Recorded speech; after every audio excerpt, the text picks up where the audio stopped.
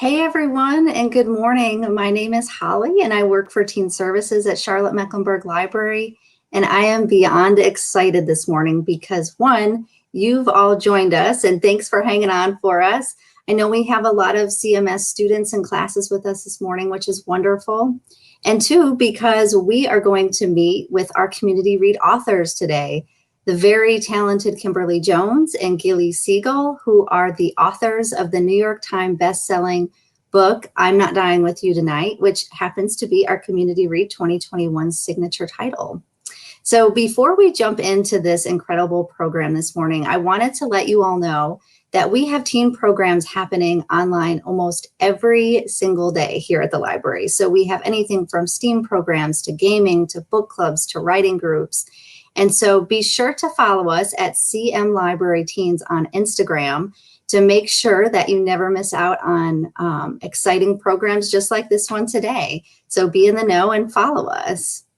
And now I'm going to hand it over to our very own Genevieve Curtis, WSOC TV reporter, who's been with us for a few years here in the Queen City, has a real pulse on our community. And we're so thankful for you to join us and help host and lead this important conversation this morning, Genevieve. So thank you. Thank you, Holly. It is so fun to be here. Good morning, everyone. I just wanted to take a few minutes to talk a little bit about the library because the Charlotte-Mecklenburg Library serves a community of more than 1 million citizens. And as stewards of the community's trust and resources, the community staff works hard every day to provide really valuable resources for our community and valuable experiences. And part of being an essential community institution is ensuring that there's public access to information, but also spotlighting educational opportunities and things that are happening and really having a pulse on what's going on in our community. And so each year, the Charlotte-Mecklenburg Library hosts a big, exciting community-wide book club known as the Community Read, which of course you've all participated in. And in essence, it's designed to bring people together from all different walks of life from our community to talk about a single book and to establish a community of readers and learners. This program really encourages participation and discussion of the ideas raised in these featured books and an examination of how these ideas really connect our daily lives and to our community here in Charlotte. So with the recent events in the community and in our nation, including the deaths of George Floyd, Breonna Taylor, Ahmaud Arbery, and many, many others, a handful of signature titles were submitted to the library leadership to spark conversations around Black Lives Matter. And certainly here in Charlotte, we experienced almost 2 weeks of protests this summer. There is a lot of work that needs to be done, and the library strives to improve the lives and build a stronger community and really be a pulse here in that community. And this is a great place to start to have some of those difficult conversations, but conversations that are necessary to move our community forward. So the library was super excited to announce that I'm Not Dying With You Tonight by Kimberly Jones and Gilly Segal is the signature of this event title this year. So the goal of the Community Read is to really engage everybody in this conversation to build a stronger community. And just giving you a little bit of background on the book, as everybody who's joined has hopefully finished reading, but the NAACP Image Award nominee, I'm Not Dying With You Tonight, follows 2 teenage girls, one Black, one white, who have to confront their own assumptions about racial inequality as they rely on each other to get through the violent race riot that has set their city on fire with civil unrest. Lena has a killer style, her awesome boyfriend, and a plan. She knows that she's going to make it big. And then Campbell, on the other hand, she's just trying to keep her head down and get through the school year at her new school. They have different points of view. They don't really understand each other's, but as we read, they really have to get through all this chaos together. And along the way, they learn something about each other as well. So it is my pleasure to introduce you to the fantastic authors that we have with us today. Kimberly Jones is a former bestseller, and now she hosts the Atlanta chapter of the popular Well-Read Black Girl Book Club. As the infamous viral sensation of the Young Adult Truth or Dare author panel in the Decatur Book Festival. We anticipate having Ms. Jones with us a little later today, but she has definitely worked in film, television, trailblazing figures such as Tyler Perry and Whitney Houston. And Gilly Segal grew up in Florida. She came of age in Israel, where she served in the IDF and graduated from Hebrew University and finally decided to call Decatur, Georgia home. We're so happy to have Gilly with us this morning. By day, she is a lawyer for an advertising agency, but at night, a Caped Crusader. Obviously, the not-so-secret identity now is as a fantastic writer, writing in one form or another since she was very young, wrote her first young adult novel, typed out on an electric typewriter, which may or may not be copies in her basement. But certainly very excited to have you with us this morning, Gilly. And I know you've got a fantastic presentation. So with that, I will turn it over to you. Thank you. Thank you for that lovely introduction. Also, thank you to Charlotte-Mecklenburg County for having us. Kim is going to be joining us hopefully momentarily. And in the meantime, I'll do my best to hold down the fort. We're really excited to be here with you guys and honored to be chosen as your community read. We got to visit Charlotte-Mecklenburg in 2019 when our book first came out, and it's an awesome city and an awesome community. And so we're thrilled. I'll start going through our presentation to talk to you a little bit about our book and how we wrote it together and what some of the themes were that we've talked about. We love to get questions from you all, and I think there's a mechanism for you to put questions in the comments, to submit them.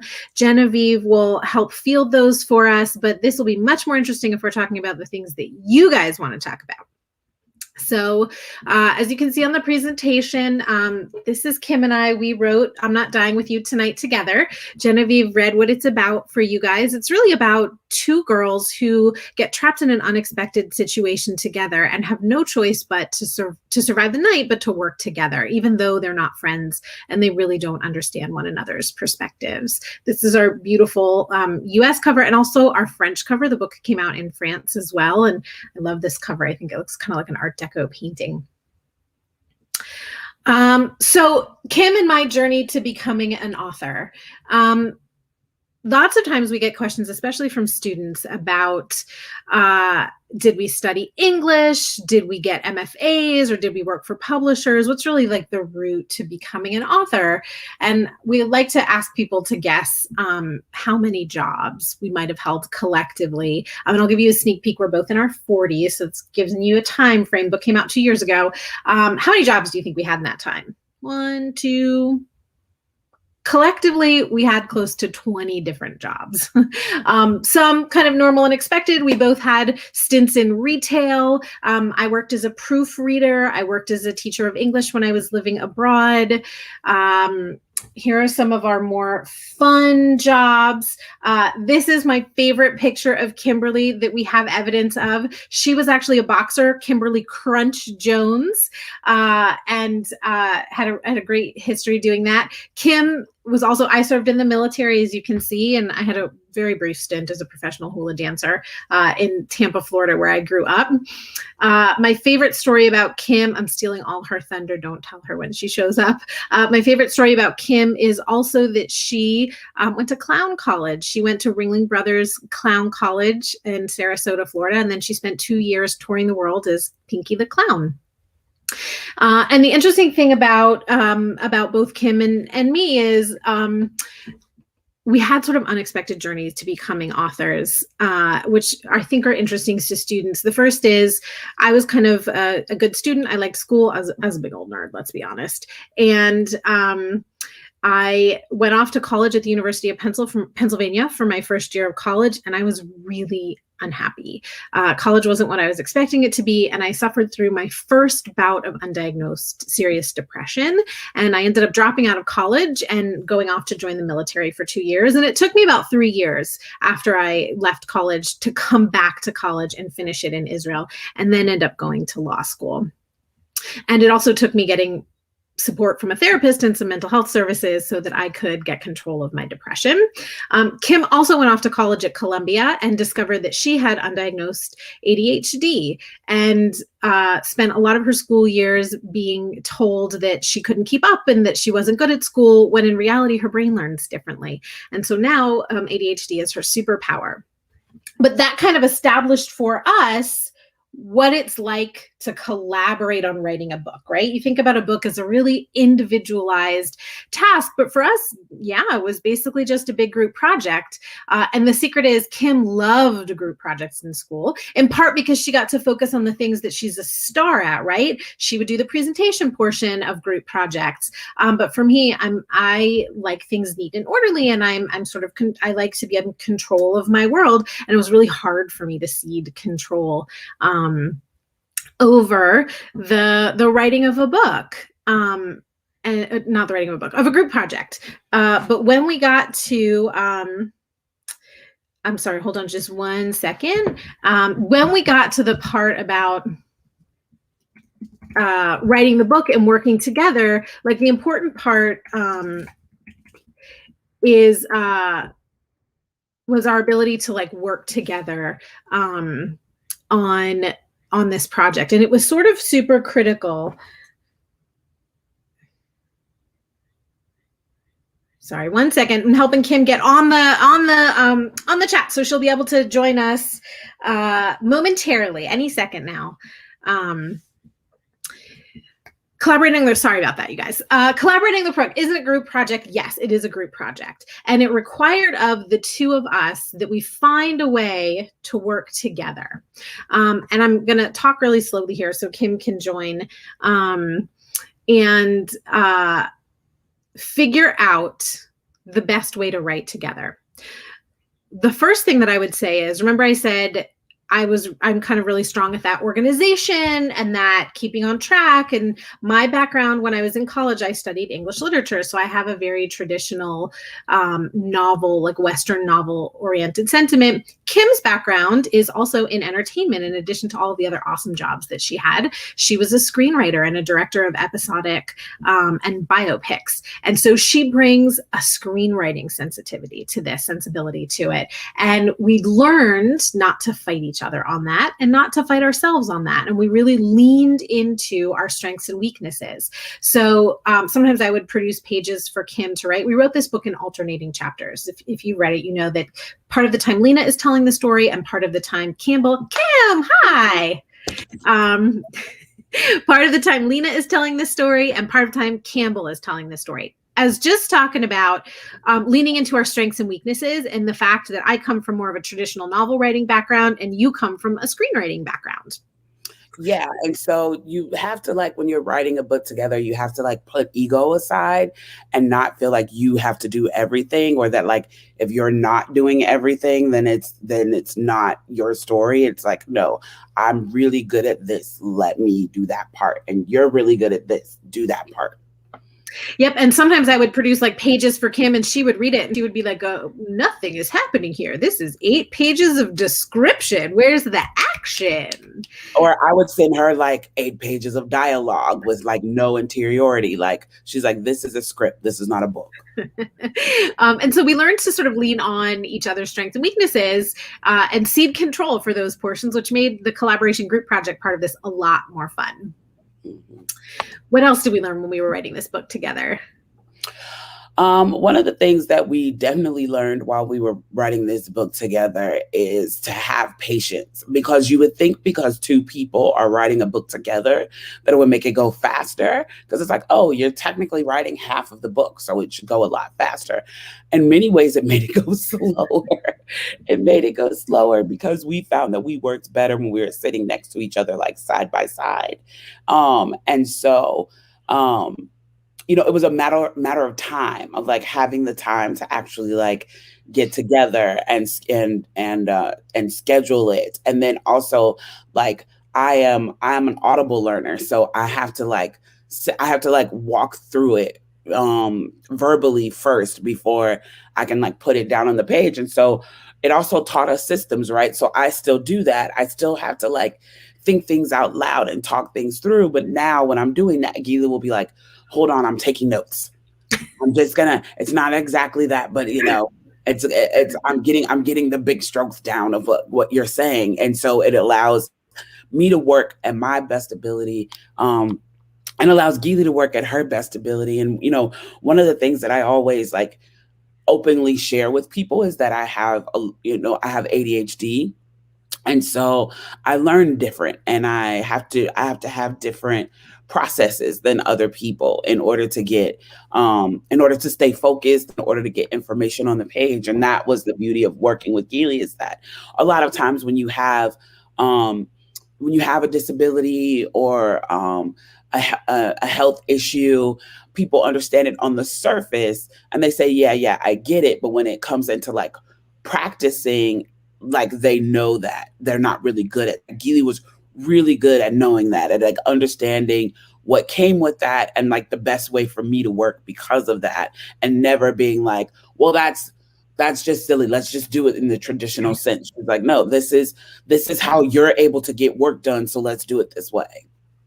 Yeah, that's a really big part of what we think is a successful part of our partnership is we're people first, right? The writing is a hugely important part of our relationship, but we're friends first. And we were friends before we started writing together, which is maybe a good segue to the next part. Like one of the things is, we wrote a book about race and about race relations in America and about civil unrest.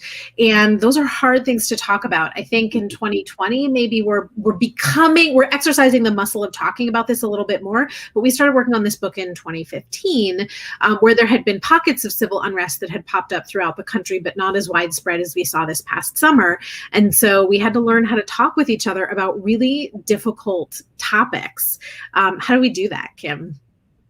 Well, one thing is we had a code word. Yeah. We had a code word. We don't share with people now because now we use it to be like shady and gossip. But we had a code word that we use that we would say, and I'll just give you an example. This is not the code word, staple, right? So if the code word was staple, then I would say staple and then ask a question that was a difficult question. Or Gilly could say staple and then make a comment that may just be rooted in ignorance and not ill intent. But, we needed that safe space because we needed to be completely honest to write this book. In order for it to be authentic, for it to be true to what it was supposed to be, we needed that safe. We needed, most people call it a safe space. Gilly came up with the term brave space because that's what we needed to be in this conversation. We needed to be brave and fearless and talk about difficult things. And I think that it's a beautiful thing that we learned because it allows us to go into schools and talk to kids and help them to navigate this conversation using some of the techniques we learned to navigate the conversation. Yeah, people ask that question a lot. Like, why did you write for kids? Adults, because adults don't really get it all the time, do they? They're like, why'd you write for kids? And like, well, kids live this the same way that adults do. We want to create a space where kids can talk about these things, which is maybe a good segue to writing the book, the background. So the true story behind this book is it was inspired by real events. It's not an actual event, but it was inspired by them. We set our book in kind of a fictionalized version of East Atlanta, but in 2015 in Baltimore, in the wake of the murder of Freddie Gray, there was civil unrest in the city. People were protesting, and the police got wind that these protests were happening. The authorities did, and they decided they were going to shut it down, right? Rather than let people have their constitutionally protected right, freedom of speech, to express their opinions. They decided they were going to shut it down, and they made two really foolish choices in short order. The first thing they did was they got wind that one of these protests was supposed to happen around a high school. And so they shut the schools in the area down early and told the kids to go home. But then they also suspended public transportation in the area. So now you have this group of kids that has been told to disperse, and a protest is happening in the area, and they have no way to get home. And I saw, this is actually a newspaper clipping about it that happened in the wake of it, that was discussed in the wake of it. But at the time, there was kind of like a really brief news, a CNN clip about this school bus that gets trapped behind a police barricade. And Kim and I are both moms of kids, just a little bit younger than those kids were. And we got really stuck on that school bus going, what happened to those kids? What was their experience that night?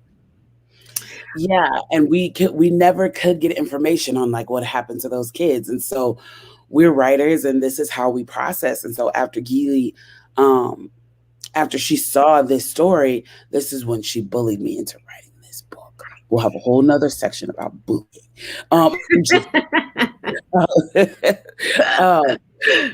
um, but no, it struck her, and it resonated with her, being a mom, being concerned about these kids, and thinking about the fact that these kids are having this type of lived experience throughout the civil unrest, and yet no one's talking to the kids. No one's having a conversation.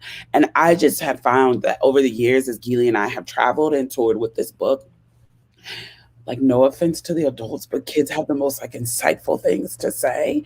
And they have fresh ideas about how we can fix this. And they have a new view on how we can better manage being better humans towards each other.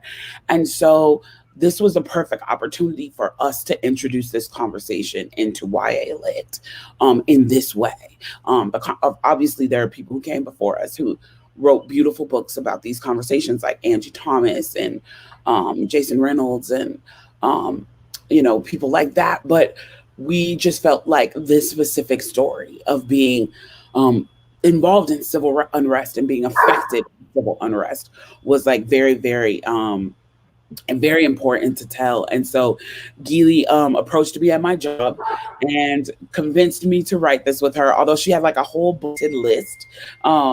She had like a whole bulleted list of she went into lawyer mode of like how she was going to get me to write it with her.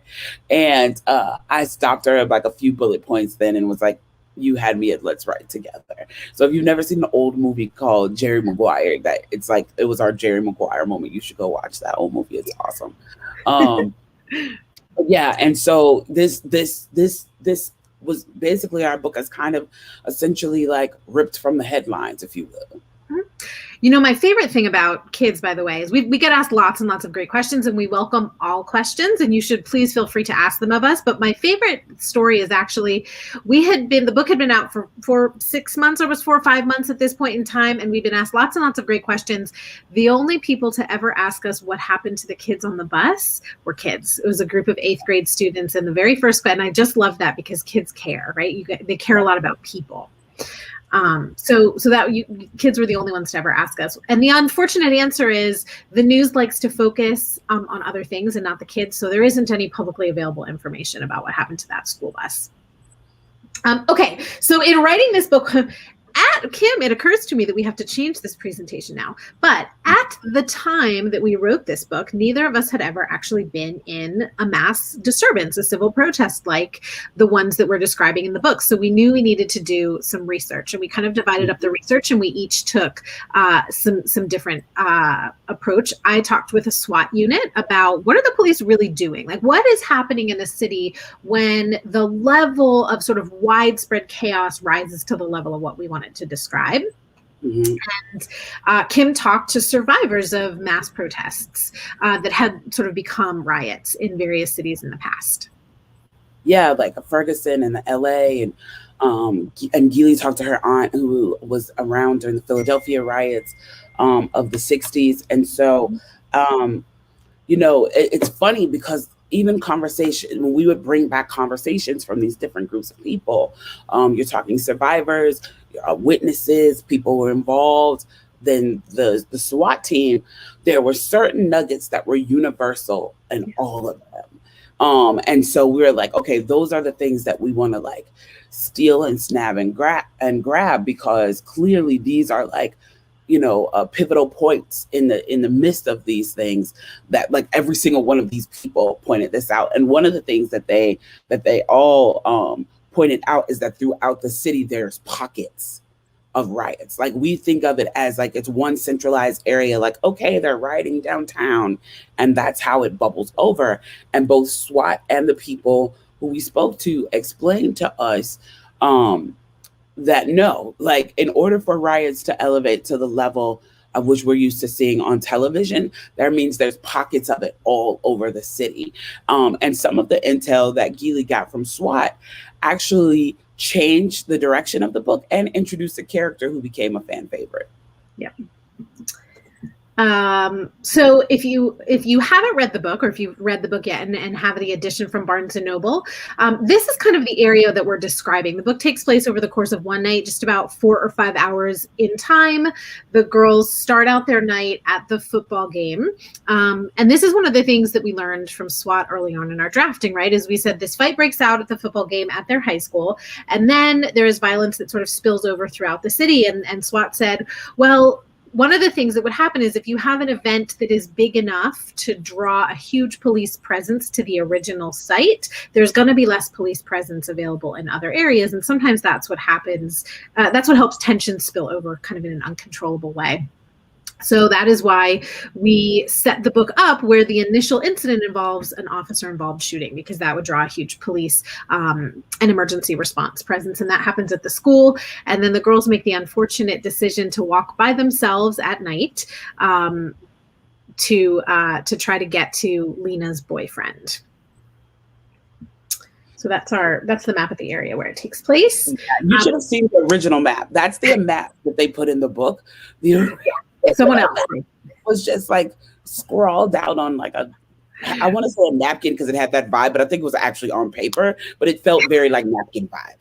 It was a yellow legal pad, and it was like a sketch. This is a beautiful graphic design that our publisher did. Yeah. But the funny part about it is, like, SWAT actually spent a lot of time with us, helping us understand kind of the layout. And the first thing they did was go, "Where's your map?" And you're like, when SWAT asks for something, you're like, I better have a copy of that. Fortunately, we did, and we like pulled out the map, and they helped us readjust certain things that we had happening. Like, one of the things that happens is as the girls are on their way towards this commercial district, they run into, as Kim mentioned, what is now a beloved character, but he didn't exist in the original book. They run into some Marcus. They run into Marcus. This created Marcus. Yeah. Yep. He was an accident, right? For all of you out there who work on essays and you're like, when it's going wrong, how do I fix it?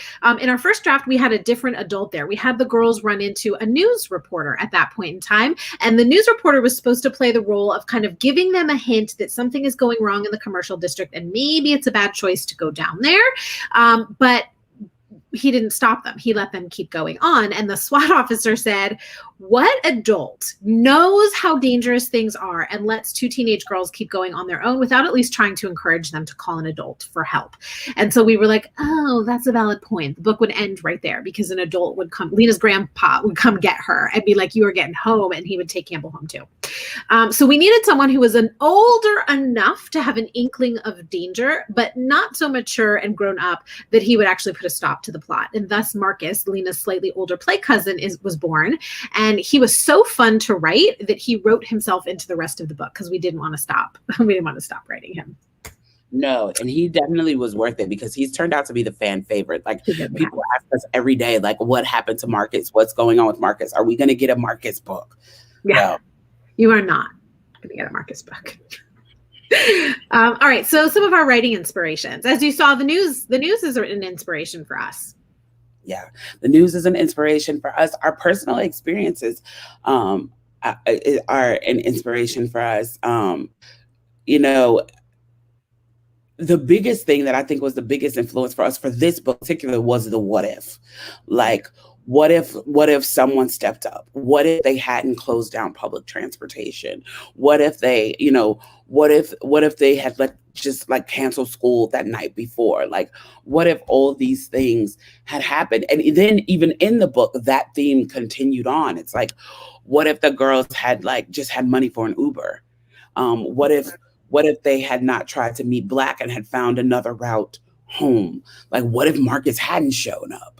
Like, there's so many questions of there's so many good what ifs, which is a good place. So if any of you are aspiring writers, that's a great place to start fleshing out your story.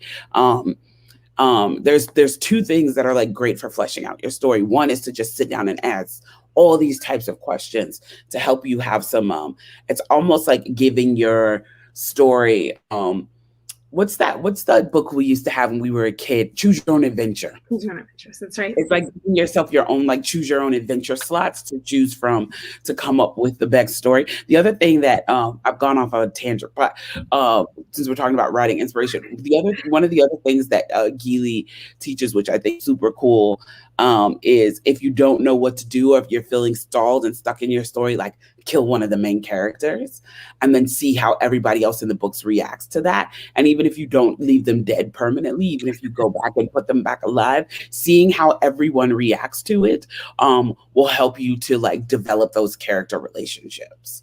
Yep. What else? So what did we love to read when we were teenagers? So for me, I liked the Jane Austen type classics. But then like the honest truth is when I skipped very quickly from reading what we now call middle grade books, like middle school aged books, to the classics. And other than Jane Austen, I didn't really love them and I didn't connect with them. And I stepped back from reading for a really long time. And I kind of found it again a little bit in college when I was reading more modern novels like Salman Rushdie. And I also just really like mysteries and thrillers. Mm-hmm. It's interesting because I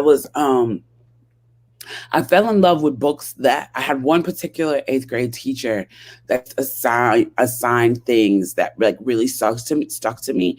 Again, I have ADHD, so I was having difficulty with being able to sit down and finish an entire novel. But the good thing is, like, as they give assignments at school, we'd have chapters. It'd be like, you need to read chapters 1 through 3, and we're going to have a test on that on Friday or whatever. And so it was sectioned in a way that was like easy for me to get through it. But also like Gilly, like most of the stuff that they were making us read, sorry, teachers, I just didn't like it. I just didn't like it. And I just couldn't get into it. And I didn't enjoy Jane Austen and all of those things. And I was just like, I don't want to read this. And then I had my 8th grade teacher, Miss Lumpkin, shout out Miss Lumpkin, who like had 3 teachers that had a huge effect on me. And she was the first one. The other 2 were in high school. And she gave me Man Child in the Promised Land by Claude Brown. She gave us that as an assignment. And it's the first time I remember reading a book like in like 2 days. Like just could not put it down, didn't care what the assignment was or what was due. And it's when I realized it's not that I didn't like reading, I just didn't like what I had been given to read. And I love this book. And the book is written in AAVE, and it's this like little hood kid like I was. Unfortunately, he's in a juvenile detention center, which was not my experience. But it was just like to see a Black kid on the page speaking in the way in which I heard people in my community around me speaking and telling his story and having a triumphant story. His story is very rough, but he comes out successful on the other side. And so I just connected to that in such a deep way. For the first time, I like fell in love with reading.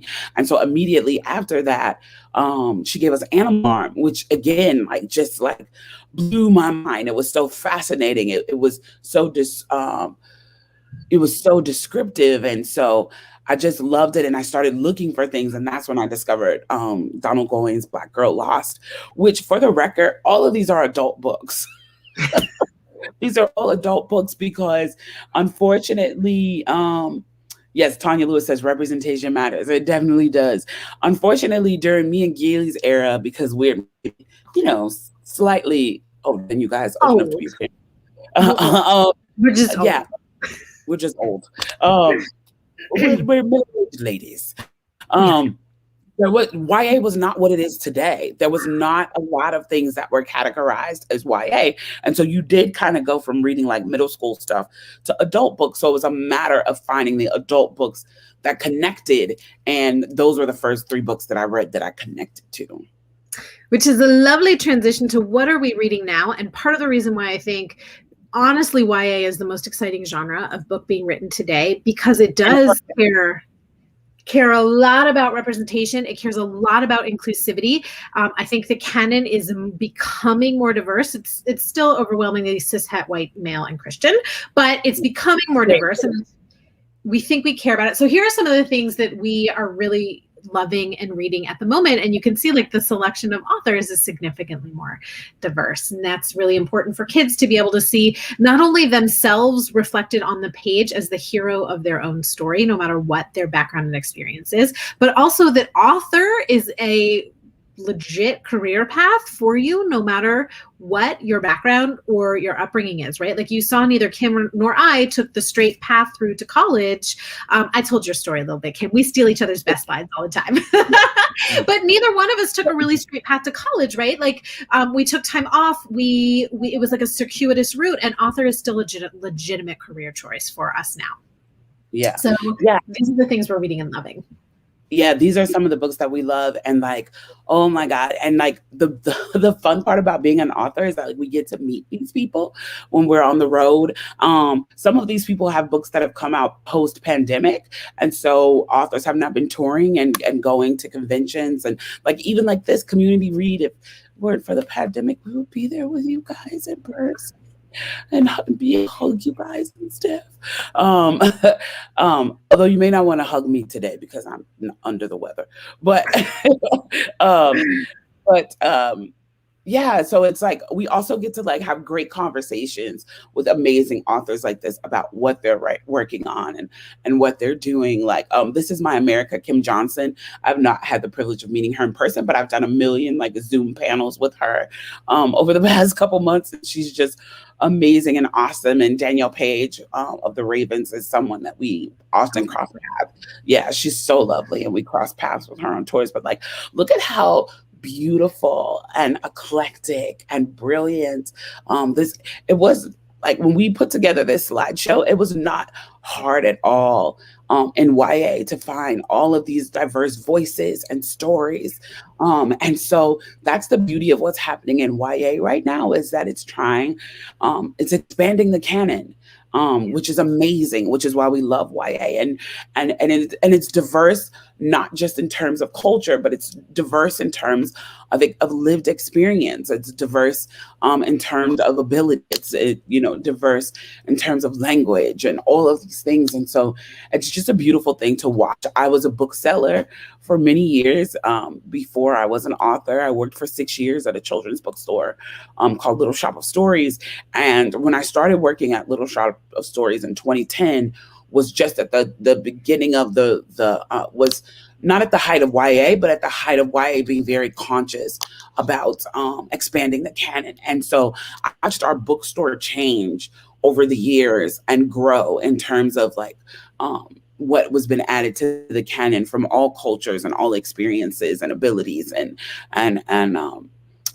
gender backgrounds and everything. And it's just a beautiful thing. Like I'm like getting emotional just like looking at this slide and knowing what used to be available in the world in terms of representation and knowing where we're headed now. So I'm very proud of the YA community for that. Me too. So I think we're probably getting close to time for questions. Our event organizers let us know. We could keep rattling on forever. So if you need us to stop, please let us know. But we made a playlist for I'm Not Dying With You Tonight. It's publicly available on Spotify if you want to go find it. A quick promo for book 2. We actually co-authored a second book together, which we're really, really excited about. The cover was just released last week or the week before. It's called Why We Fly. It's kind of another ripped from the headlines book. Kim, you want to describe it? Yes. So Why We Fly is the story of 2 girls, one black and one white, who are bestie boos. And they're on the cheerleading squad. And they have quite a few things that are pulling at their attention, affecting their relationship. But on one fateful Friday night, they decide to kind of do an impromptu protest. And they take a knee at their high school football game. And the book then begins, and it is the fallout from what happened. And so we examine quite a few things in this story. We examine how the world views strong girls. We like to say, I'm Not Dying With You Tonight told the story of bringing 2 girls together. This tells the story of ripping 2 girls apart. And we also examine how marginalized kids are punished very differently than their counterparts. Yep. So that's Why We Fly, coming out in October. Here's where you can find us online if you're looking for us. We're both mostly active on Instagram, occasionally Twitter. And I think we're probably ready for your comments now if you have them. We are open to and welcome to all of your questions. Yeah, and we've been asked everything, so don't feel hesitant. We're tough cookies. Yeah, we are tough cookies. This is such a fantastic presentation. Thank you both so much. I feel like I just learned so much more about both of you in the book, and I'm sure everybody feels that way. One question that we do have from the writing process, you mentioned that you were friends. How did your friendship begin, and who convinced you to start writing this? Well, our friendship began because when I was the store manager at Little Shop of Stories, we had a book club for adult women who like to read YA called the Not So YA Book Club, and it's that book club still going. But we met in that book club, and there were lots of writers in that book club. Actually, one of the books that you just saw on the last slide, Lauren Morrill, she was in that book club. There were quite a few, Rachel Allen Stewart. There are quite a few people who were in that book, writers who were in that book club, which oddly enough, that book club is lucky. Like the amount of people from that book club that are published now is so weird. It's like 8 or 9 people from that book club are all published authors now. Some good mojo in that book club. Yeah, some good mojo. And so, and one of the things that we did as a book club is because we had so many, I think at the time when we started the book club, Lauren was the only one who was published, and everyone else has become published since then, including us. But one of the things that we started to do is we started to do writers retreats up in the North Georgia mountains, because we're here in Atlanta. And so we would go up to the North Georgia mountains in Blue Ridge, which is a lovely vacation spot if you guys just want to get out of the town for a little while. And we would have these writing retreats. And so Gilly and I became very friendly and close and realized how much we had in common on these writers retreat. We had both divorced professional athletes. And we had all this stuff. We had all this stuff in common. And we were both single moms, and we just connected over all of this stuff.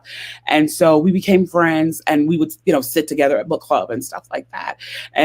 But then when Gilly saw that article about what happened to the kids in Baltimore, we were friends and we were friendly, but not friendly enough to like have each other's phone numbers.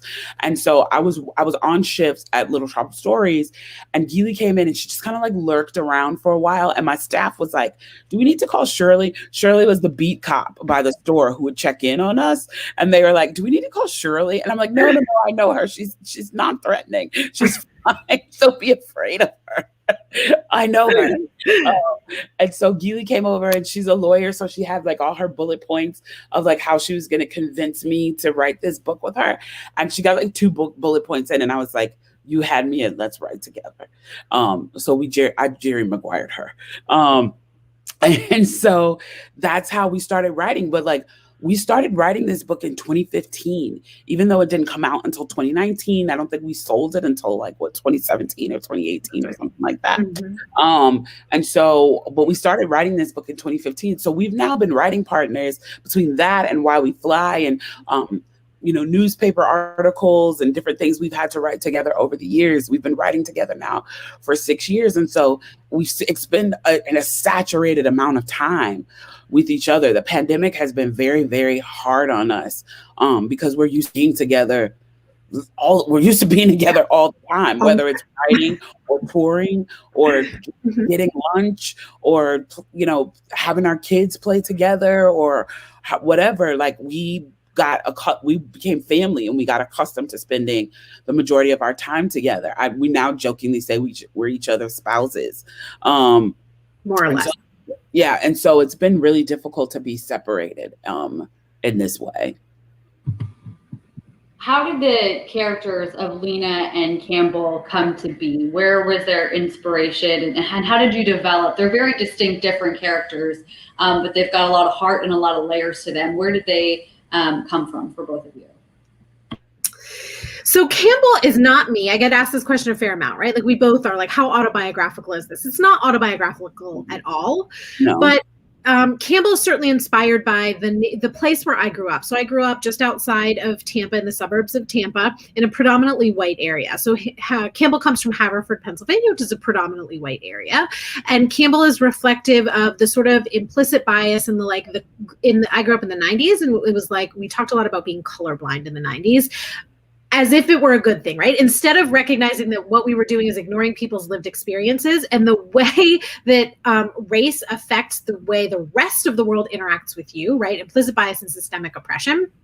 So she's kind of reflective of that attitude, and kids oftentimes, like the teen years are the times when you learn to differentiate yourself from your family and the attitudes and the mores that you are given in the home, and expand that. So both of these girls actually spend a fair amount of time influenced by the things that they hear at home. And Campbell's dad is that product of the kind of colorblind 90s, and he walks around his neighborhood without really seeing it, without really being willing to experiencing it on anything more than a very stereotypical level. And that's, Campbell is not, we like to, like, the book ends not in a kumbaya way, right?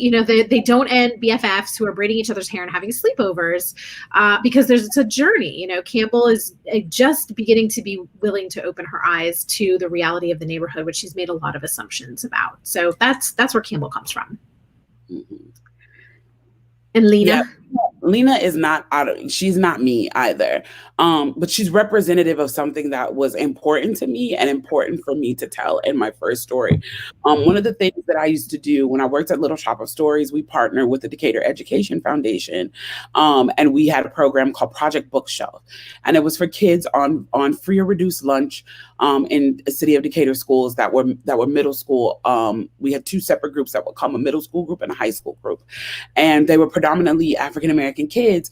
And when they would come into the shop, we shut the shop down early in the morning so that they could shop freely without other customers. And before every break, before Christmas break, spring break, holiday, any break that they had, they got $40 a piece that they could spend in the store.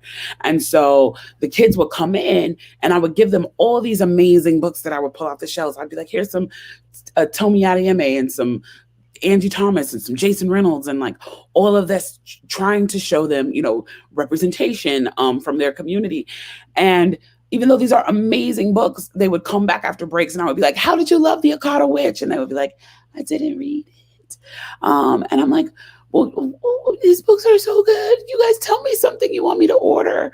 And I'll order it. And they came back and they're like, Miss Kim, we found this book on Amazon that we want you to order for us. And I was like, great, what's the book? And they were like, Thug Lovin'. And I was like, no ma'ams and no sirs. I am not ordering you erotica. You are 13. What are you talking about? I will not be ordering that book for you. Your parents will not come visit me at the bookstore. And so I was like, I ordered it for myself, because I wanted to read it and see what about this that they were drawn to, that they thought this is what they should be reading. And what I realized is that the book was written in AAVE. It was set in a marginalized community. And it hit me that these kids are looking to see themselves on the page. None of these books that I'm giving them allow them to see themselves on the page. And I think I did end up giving them, I don't think I had given them The Hate You Give yet. And I think I turned around and ended up giving them The Hate You Give, They Love. But also I found this book published on a small press called Cookie, that was about a young woman who found herself with child as a teenage mom, and her struggle and her story and how she became successful despite it and all of this. And they loved it. They ate it up. Their teacher was telling me that they were holding their own little book club under the stairs, and they were doing all of these things because they were so excited about reading Cookie. And I realized that they wanted to hear themselves. They wanted to see themselves, but they wanted to see themselves as the hero, not as somebody to feel sorry for, not as somebody to empathize with, not any of that. Cookie was the hero of her own story. And so I grew up in a poor, marginalized community on the south side of Chicago. And so I thought, that is me too. This is why I was drawn to Man Child in the Promised Land, because it was me hearing and seeing myself. And so I just wanted to write a book for little girls like me to know that hood girls could be heroes too. I love how you talk about having a brave space, not just a safe space to have these hard conversations. We have a lot of students and teens with us today. Do you have advice for teenagers about how to have some of those conversations, and maybe advice on what to do when it comes to having their voices heard on tough conversations and topics? Oh, come into it with an open heart and an open mind, right? I think a lot of times, especially when we want to do the right thing. We want to be seen as good and allies. And I think sometimes what that means is we come into it with a little bit of defensiveness, right? A little bit of knee jerk, like this painful thing that I'm hearing about it. Surely I can't be part of it. But if you take that ego away and you're open hearted and you're open minded, it's really helpful. And the other piece of that is try to do this with your friends, right? Because part of what Kim and I have together is that both of us know that we would never hurt one another, right? Impact matters over intentions always. But part of how we establish the non-harmful impact is that we come at this from a place of love and not from a place of demanding that Kim share with me the experience of what it is to be African-American in America, right? Like I'm not entitled to her explanation to that. I come at it from a place of love and desire to love her as a person first and not just like as this anonymous entity that is other than me. Yeah. Yeah. And I think I mean, it's hard to say this because, you know, this is a long journey, a way to do it, but it takes that. It's like really just expand your friend group. Like that is like a huge thing. Like just expand your friend group. If you look around, you could be extremely well-meaning and have a beautiful heart.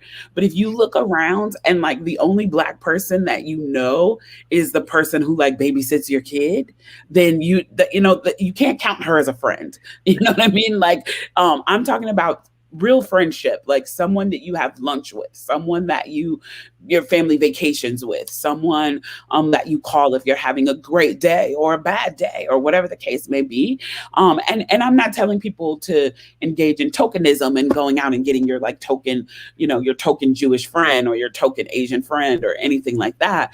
But what I'm saying is, look around and expand your friend group. Put yourself in positions and situations where you can meet a diverse group of people, where you can experience people for who they are as a person, for lack of a better term, in their natural habitat. Yeah.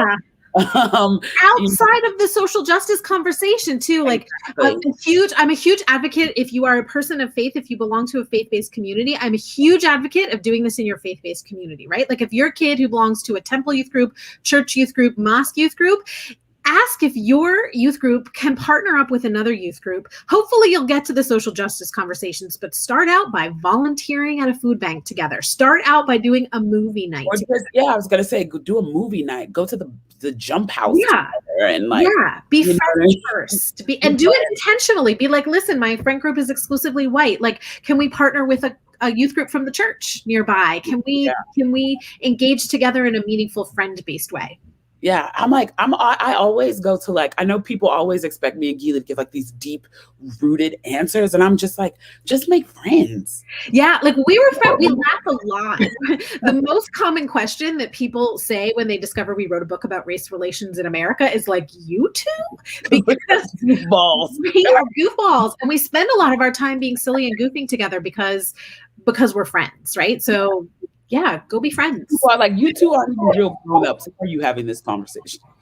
But it's authentic, and because you have that authentic friendship, it's an authentic dialogue, and that's real. It doesn't have to be some deep dive into race relations. It's really what your experiences are. So I appreciate that. We do have a question from Kara Hunter. She wants to know, with everything that you juggle as moms, how on earth, being moms and all you do with your writing before you were able to be, writing full time?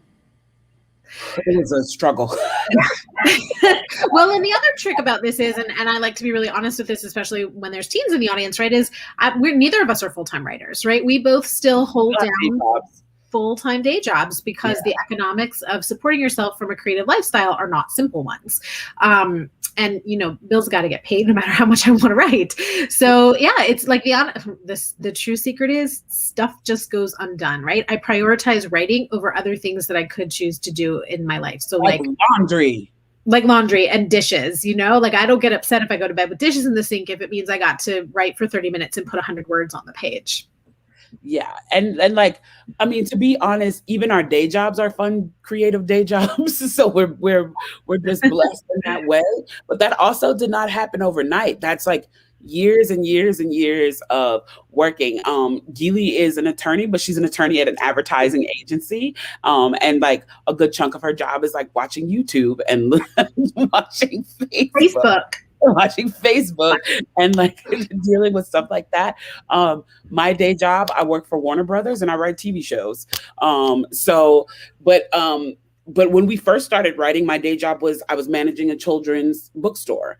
And prior to, I think Gilly did that earlier in the presentation, like all of the jobs that we have had, we did an add up one day, and we think between the two of us, we had something like close to like 25 jobs between the two of us over the years. So it's been a long road, but in terms of like balancing family life and stuff for writing, I'm Not Dying With You Tonight, we connected it. Like I would bring my son over to Gilly's house and our kids would entertain each other while we wrote, which wasn't always successful because they entertained each other noisily.